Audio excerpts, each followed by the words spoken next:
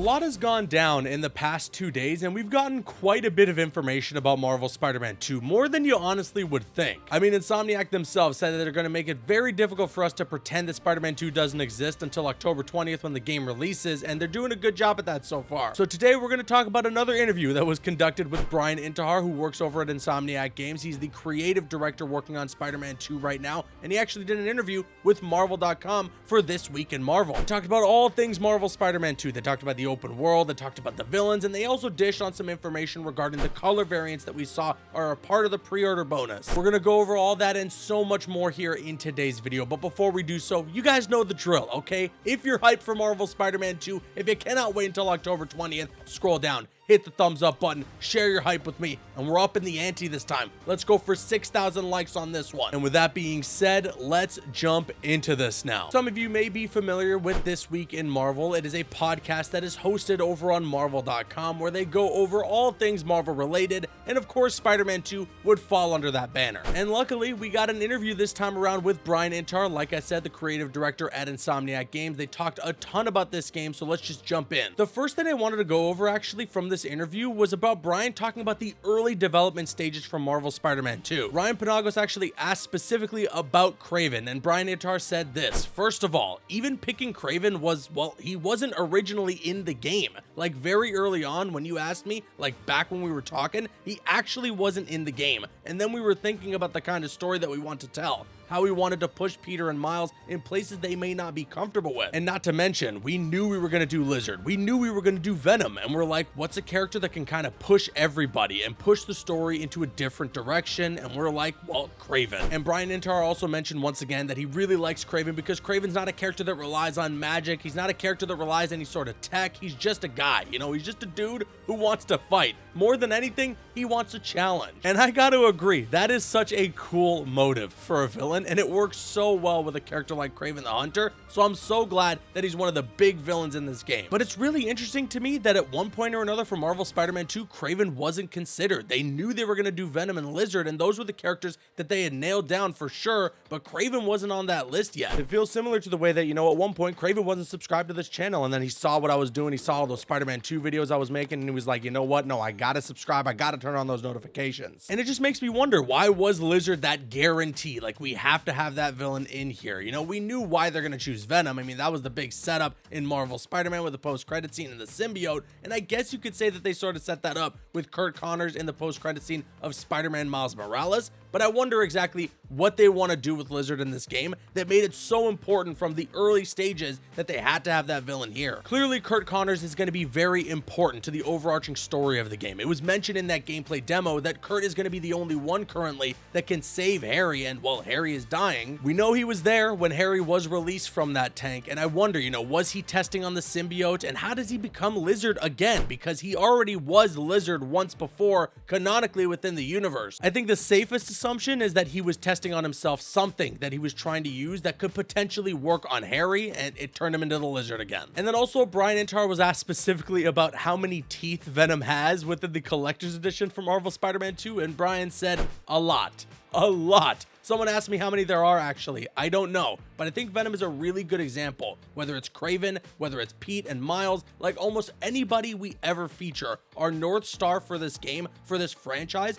it always has been like, we want to respect the DNA of the character of the franchise. We want to respect what the creators have done such a good job of making, but also what the fans love. Like, we don't want to go out of left field that they can't identify anything other than the character. And I think that is a great philosophy to have. Insomniac clearly has a good idea about what Spider-Man fans want. They did such an incredible job with Spider-Man PS4, and then as well following that up with Spider-Man Miles Morales. Continuing on with his quote here though, he says, at the same time, we do want to mix things up and put our own unique take on it. Like back in Spider-Man 1, it's a great example of right off the bat, you look at that suit, you're like, oh, red and blue, the eyes, that's Spider-Man, that's the Spider-Man suit. But then you have the big white spider, which was different for that color scheme. And you're like, oh, that's Insomniac Spider-Man. And we kind of took that philosophy from that moment all the way through, whether it's our character designs, whether it's our story, whether it's our gameplay. And I think Venom's a great example. I know there's Spider-Man fans and there's Marvel fans, but there are big Venom fans, and that is a character you do not want to screw up. I'm glad that Insomniac knows this. I'm glad that they are very aware of how big of a character character Venom honestly is within the Spider-Man mythos. Even though for me, I think Green Goblin is the ultimate Spider-Man villain. Like for me, that is like the Joker to Batman. I think Green Goblin should always be the end-all be-all foe for Spider-Man. I understand and I respect that for a ton of Spider-Man fans out there, for them, it's Venom. And even though Venom is not going to be Eddie Brock in this game, it clearly sounds like Insomniac wants to make sure that they do this character right. Even though they're going to have their own spin on things, when Venom is full monstrous Venom mode, it's going to be how we would recognize that character and what we would most want to see from him. And then finally, Bryan Intihar was specifically asked about the pre-order bonus suits that are going to be available in Marvel Spider-Man 2. We know we're going to be able to get our hands on the Arachnite suit for Peter and then the Shadow Spider suit for Miles, and there's also going to be 3 color variants for each. And so Bryan was just specifically asked, regarding that, and Bryan said here, well, the good news is that from Spider-Man 1 and the Miles game, we knew that people really like suits. So it's like, you have a lot of opinions on suits. Then it was, okay, we know we want to give some early unlocks to the suits, and then we were like, well, which ones are they? And actually, we made this decision pretty quickly. I was like, well, we have 2 suits that at least have capes. Like, that's something we didn't do in both Spider-Man 1 and Miles. Let's do it. Again, I love that they have capes. I love that the capes are going to have their own physics. I cannot wait to see what that looks like. And I really hope that if we use web wings when we're using those suits, that they actually just pull out the cape and we straight up Batman Arkham glide. Continuing on with the quote here, and I'm sorry if it sounds weird. I mean, all of this is just being directly typed out from what he actually said in the podcast. And sometimes it's harder to read it than it is to just hear him say it. But Bryan said here, we actually have those 2 suits, one for Pete, one for Miles. But what's really cool is not only being able to have those suits feature a cape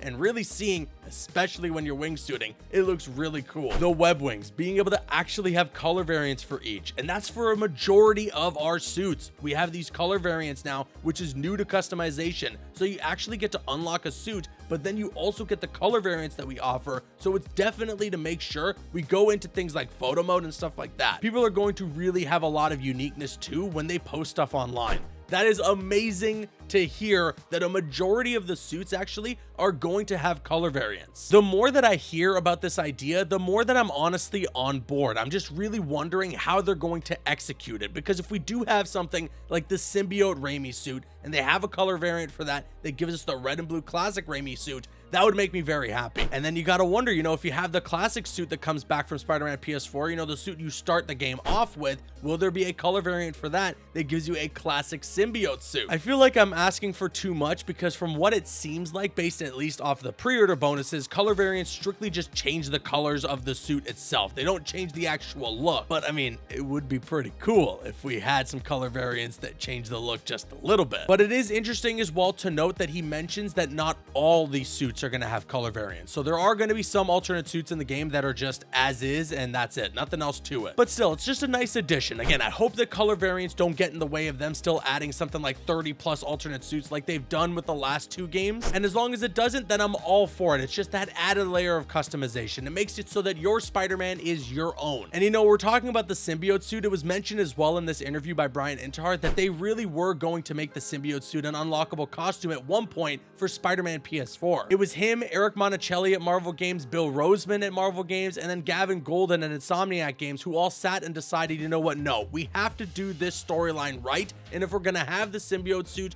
we need the storyline surrounding it. And I've always appreciated them doing that, honestly. I'm glad that the symbiote suit wasn't in the last game, because it really needs its own time to shine. It really needs its own time to have a full story told about it. And that is a story I am very much looking forward to seeing be told come October 20th. And with that being said, now I want to kick it to you guys. Sound off with all your thoughts in the comments section below. Out of all the news I went over here in this video, what gets you the most excited? Is it the news about the color variants for these alternate suits? Is it them talking about Venom and how they want to do that character justice? Or was it the talk about how Kraven at one point wasn't even going to be considered for this game? Sound off with all your thoughts in the comments section below. I'm also going to leave a link in the description box below to marvel.com, the article that I read from here in this video. There's a full podcast from This Week in Marvel that has the interview with Bryan Intihar. It's a great listen, totally worth it. I definitely recommend that you check it out. And with that being said, if you enjoyed this video, hit that thumbs up button. I've been Caboose, and I'll see you guys later.